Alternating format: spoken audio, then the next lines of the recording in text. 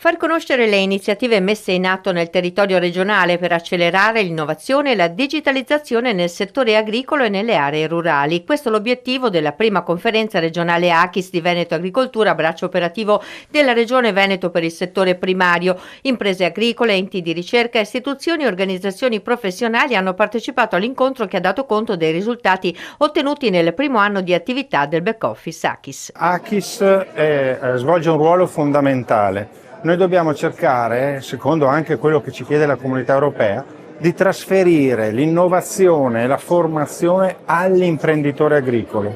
In questa catena manca da parte, diciamo, delle amministrazioni la certezza di portare l'informazione e l'innovazione all'imprenditore agricolo. ACHIS è organizzare tutta questa filiera di passaggio di informazioni.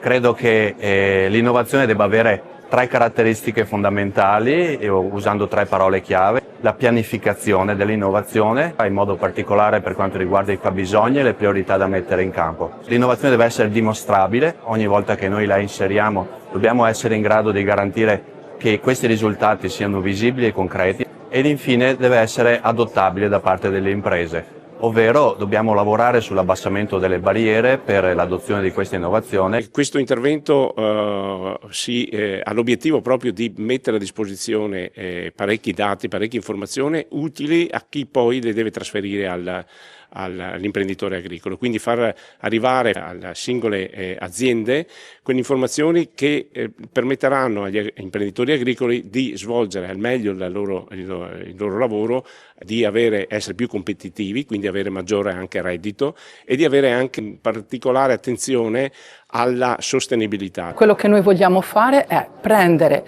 quello che accade in termini di innovazione dall'università, dalla sperimentazione, da tutta una miriade di progetti, renderla fruibile, facilmente fruibile e accessibile, e attraverso i canali che ci sono messi a disposizione sia nell'ambito del complemento di sviluppo rurale sia nell'ambito appunto della rete degli operatori dell'ACHIS Veneto, trasferirla al nostro più importante, diciamo, stakeholder, che è l'impresa agricola.